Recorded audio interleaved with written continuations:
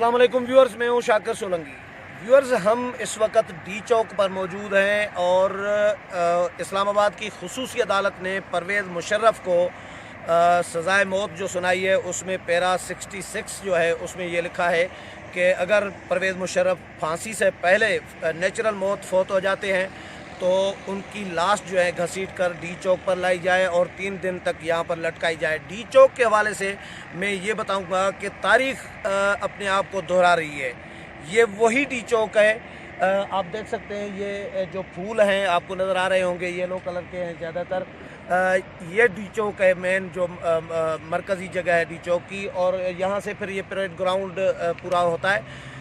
12 मई 2007 को आपको याद होगा कि उस वक़्त के माजूल चीफ़ जस्टिस इफ्तिखार मोहम्मद चौधरी कराची गए थे और उनको एयरपोर्ट से वापस किया गया था। कराची में कत्ले-आम हुआ था, 50 से ज़ायद शहरी जो हैं वो बेगुनाह शहरी मारे गए थे। उसी दिन ही शाम को इसी डी चौक पर परवेज़ मुशर्रफ सदर थे मुल्क के और सदर ममलिकत थे, इन्होंने तकरीर की थी, जलसा किया था और जलसे से इस तरह मुक्के लहरा कर जिसका भी चीफ़ जस्टिस जो रिटायर्ड चीफ़ जस्टिस हैं आसिफ सईद खोसा, उन्होंने भी एक हफ़्ता पहले इस तरह नकल की थी परवेज़ मुशर्रफ की। यानी ये उनका एक अलामती एक निशान बन गया है कि मुक्के लहराने वाला जनरल। तो परवेज़ मुशर्रफ ने मुक्के लहरा कर कहा था कराची में कत्लेआम पर कि हमारी फतह हुई है आज, यानी कत्लेआम हुआ, हमने इफ्तिखार मोहम्मद चौधरी को वापस किया, ये हमारी फतह हुई है। अब तारीख़ दोहरा इस तरह रही है कि उसी डी चौक पर जिस पर परवेज़ मुशर्रफ ने मुक्के लहराए थे कराची के कत्लेआम पर इफ्तिखार मोहम्मद चौधरी की कराची से डिपोर्ट होने पर, उसी डी चौक पर अदालत ने फ़ैसला दिया है, रिमार्क्स दिए हैं कि उनकी लाश को 3 दिन तक लटकाया जाए। डी चौक के हवाले से आज हम डिस्कस करेंगे। डी चौक की अपनी एक तारीख़ रही है और यहाँ पर इमरान खान ने 2014 में ताहिर कादरी के साथ मिलकर धरना दिया था। उसके बाद डी चौक ज़्यादा आम आदमियों के, आम लोगों के नज़र में आया, सुनने को मिला। पहले तो इस्लामाबाद, पिंडी और गिरदोनवा के लोगों को डी चौक का पता होता था।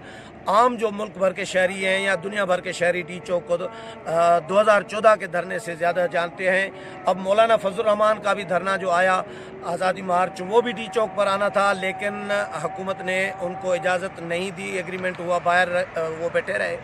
अब डी चौक जो है जैसे ही फैसला आया है खुसूसी अदालत का, तो ये रास्ता जो जाता है ब्लू एरिया को, ये बंद कर दिया गया है रास्ता। और जिस दिन से अदालती फैसला आया है, हमारे साथ जवाद फैज़ी सीनियर जर्नलिस्ट हैं, सीनियर एंकर पर्सन है, मौजूद है हमारे साथ। जवाद के साथ डिस्कस करेंगे। जवाद, ये किस तरह की ममासलत आपको एक लग रही है कि 2007 में परवेज़ मुशर्रफ ने मुक्के लहराए थे इसी डी चौक पर कि हमारी फतह हुई है, उसी डी चौक पर अदालत कह रही है कि इसकी लाश को लटकाया जाए? देखिए, आपने जो बात कही ना पहले शाकिर सोलंकी साहब, वो ये है कि अब वो जजमेंट का हिस्सा उस तरह से नहीं रिमार्क्स है। तो अब वो चूँकि वो एक जस्टिस साहब की राय थी, तो वो दो भी उस पर रिमार्क्स हैं तो उसके, वो एक तो जजमेंट का उस पर कोई इम्प्लीमेंटेशन का चक्कर नहीं है। है। हाँ, इस्तारा ज़रूर है ये कि किस कदर उस चीज़ से नफ़रत है, बुरात का इजहार है कि ये संगीन गद्दारी का जो मुर्तकब शख्स है, जिसने अदालतों को भी रोन डाला और सिवाय 2 दफ़ा आने के, जब वो उन पे फ़र्द जुर्म आयद हुई, उसको सुनने के, वो फिर दोबारा उन्होंने ज़हमत नहीं की, बल्कि विद प्रोटोकॉल वो इस मुल्क से चले गए। और ये उसी का जवाब था। आपने साबिक चीफ जस्टिस ऑफ पाकिस्तान की बात भी की कि मुक्के लहराना, ये मुक्के भुट्टो साहब भी लहराते थे, ये मुक्के हर सियासतदान लहराता है। डी चौक पे अगर आज ख़ास तौर पे आप पर्टिकुलरली बात करेंगे तो ये डी चौक 1996 में भी एक दफ़ा यहाँ आग लगी एग्जैक्टली इसी जगह पे, जब काजी हुसैन अहमद अपने धरने लेके आए और उनको अरेस्ट भी किया गया और मोहतरमा बेनज़ीर भुट्टो की हुकूमत थी, जिसके बाद फिर फारूक लगारी ने असम्बलियों को तहलील किया और दोबारा इलेक्शन हुए और नून लीग की हुकूमत बनी, मियां नवाज शरीफ प्राइम मिनिस्टर बने। अब ये जो डी चौक की अहमियत है, इसमें तो कोई शक मैं चाहूँगा आप भी नाजरीन को, हमारे व्यूअर्स को, गिरदो नवाह का जो एनवायरनमेंट है, डी चौक कहाँ पर है, लोकेशन थोड़ी सी उनको समझाएं, इर्द गिर्द क्या। देखिए, ये लोकेशन वो है, ये डी में वो बॉल आया है कि सीधा लगता है कि ये गोल ही हो गया है। और अब दोनों तरफ से जो गोलची है ना वो भी पकड़ने की कोशिश कर रहे हैं। बहरहाल ये तो मंडे को या आने वाले दिनों में पता चलेगा कि chief justice of Pakistan justice Gulzar Ahmed अब उनकी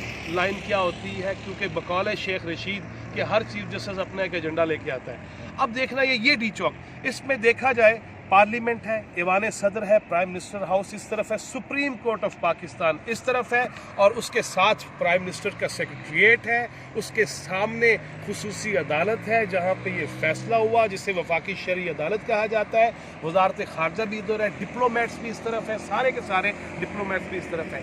ये वो जगह है, और यहाँ पे ये प्राइम मिनिस्टर हाउस और ऐवान सदर जिसको यूनिवर्सिटीज़ बनाना था जनाब इमरान खान ने, अभी मेरा ख्याल है कि इस फैसले के बाद जिस तरह शाकिर ने बताया आपको नाजरीन कि ये रास्ता ही बंद कर दिया गया ब्लू एरिया जाने का, तो यूनिवर्सिटी के स्टूडेंट कहाँ रह गए और कौन से तालीमी इदारे रह गए, और फिर हमारे तालीमी इदारों में जो हो रहा है इस्लामिक यूनिवर्सिटी में जो हुआ, मैं उस तरफ नहीं जाऊँगा। डी चौक की अहमियत इसलिए भी इंतहाई अहम है कि जब धरने दिए गए थे तो सुप्रीम कोर्ट के जंगले पे शलवारें भी लटकाई गई थी, चड्डियाँ और न जाने क्या अंडरवेयर, और यहाँ अंडरवेयर के नीचे भी कई चीज़ें यहाँ से मिली थी इसी एरिया से, और यहाँ पे कब्रें खोदने का आगाज़ भी इसी जगह पे हुआ।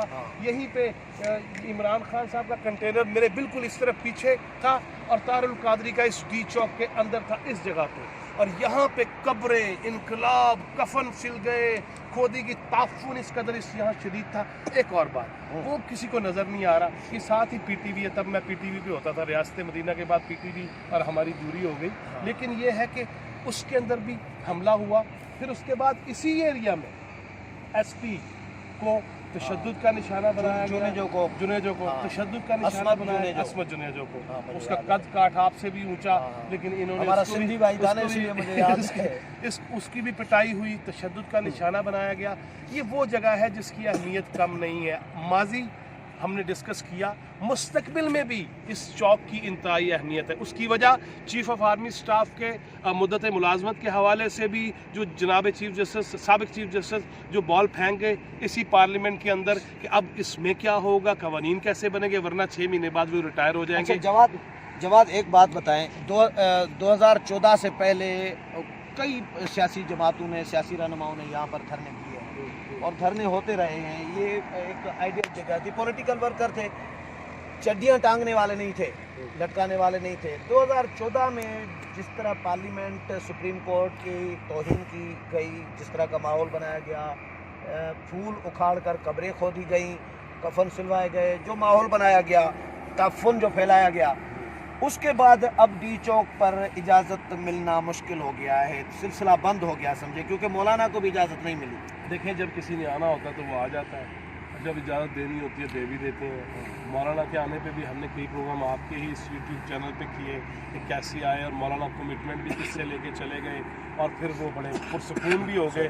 आपने देखा मौलाना फजलुर रहमान बड़े सुकून से जो बात मुस्कुराते हुए कहते हैं, पिछले दिनों भी उन्होंने कहा कि ये आखिरी साल है, आखिरी महीना है, अब देख लें क्या क्या हो रहा है और किस तरह तगय्युर और तबद्दुल आ रहे हैं सियासत में भी। जब इदारे आपस में देखें, जनरल आसिफ गफूर को प्रेस कॉन्फ्रेंस के लिए खड़ा होना पड़ जाए इस फैसले के बाद, और दूसरी जानब उसके बाद चीफ जस्टिस भी जो साबिक हैं वो आखिरी दिन फुल कोर्ट रेफरेंस जब हो रहा हो उसमें भी वो गुफ्तगू कर जाए कि जो मुनज़्ज़म तरीके से मेरे और अदलिया के ख़िलाफ़ जो एक फ़िज़ा और साजिश का उन्होंने लफ्ज़ इस्तेमाल किया। अब ये देखें, ये वो चीज़ें हैं जो आने वाले दिनों का पता देती हैं कि उसमें आराम से सारे नहीं बैठेंगे। फवाद चौधरी वैसे कहता ठीक है कि आपस में न्यू डील कर लें कोई, और आपस में तय कर लें, क्योंकि जग हसाई बहुत ज़्यादा है।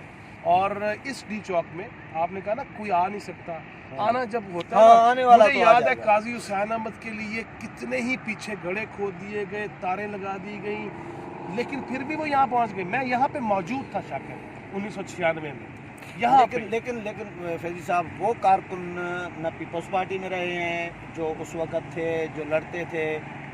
अब किसी भी लड़ाई झगड़े वाले कारकुन होना भी नहीं चाहिए। नहीं, चलता फिरता एटम बम है, इरफान हैदर जो बना रहा है इस वक्त हमें। हाँ, इरफान चलता फिरता एटम बम है। हाँ, ये खून जो है हर बच्चे के पास भी है। इरफान हैदर को कहते हैं थोड़ा सा इर्द गिर्द का ये पार्लियामेंट लाजिस भी दिखा दें, ये लाजिस है सामने व्यूअर्स। यहाँ पे जो हमारे मुंतखब नुमाइंदे हैं यहाँ पे आराम फरमाते हैं, ये उनकी रिहाइश गाहें हैं, लेकिन इसके अंदर भी अगर बाहर से बड़ा सुकूत लग रहा है ना, नहीं, अंदर हिलजुल बहुत ज्यादा है।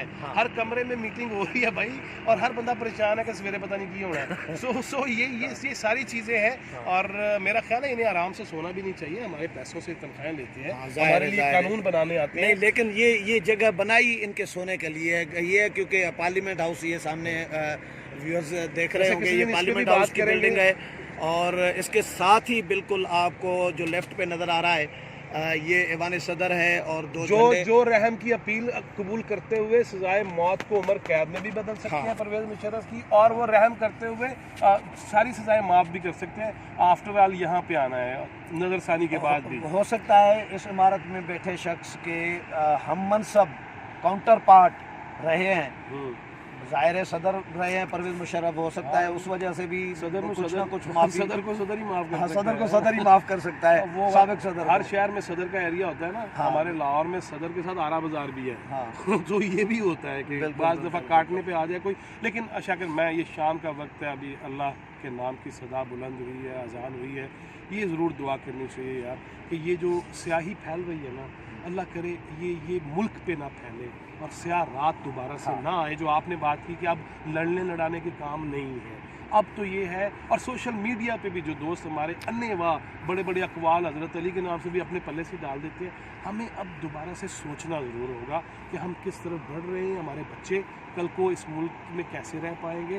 ہمیں یہ سب کو سوچنا, جتنا صاحب اختیار و اقتدار بھی ہے نا, اس کو اللہ کے پاس اس کی عدالت میں تو جانا ہی ہے. لہٰذا میرا خیال ہے کہ یہ دعا ضرور ہمیں کرنی چاہیے کہ اللہ چلیں وائنڈ اپ آپ ہی کریں پروگرام کو آج. ناظرین, شاکر سولنگی کی جگہ میں اگر وائنڈ اپ کروں گا تو میں تو یہی کہوں گا, 10 بستہ ہاتھ جوڑ کے گزارش کروں گا ہر سیاستدان سے, ہر عالم سے, ہر فاضل سے, ہر خطیب سے, ہر وائز سے, ہر ذاکر سے, اور ہر فوجی سے, ہر جسٹس سے, ہر جرنلسٹ سے, جتنے بھی ہیں, ہر بیوروکریٹ سے, جو بھی ہے ہمارے ملک میں جتنے بھی شعبہ ہے زندگی ہے, استاد سے, ڈاکٹر سے, وکیل سے, سب سے یہ درخواست ہے کہ خدا را پاکستان کا سوچیں, اپنے مستقبل کا سوچیں, بچوں کا سوچیں, ان خواتین کا سوچیں جو گھر میں ہمارے ٹکرز اور ہماری بریکنگ نیوز سن کے پریشان ہو جاتی ہیں, ہائے میرا بیٹا کب واپس آئے گا. ہمیں ٹینشن نہیں, ہمیں ایسی افراتفری نہیں پیدا کرنی, بلکہ تحمل سے, سکون کے ساتھ مسائل کا حل نکالنا ہوگا. جواد فیضی اور شاکر سولنگی کو اجازت دیجیے. اللہ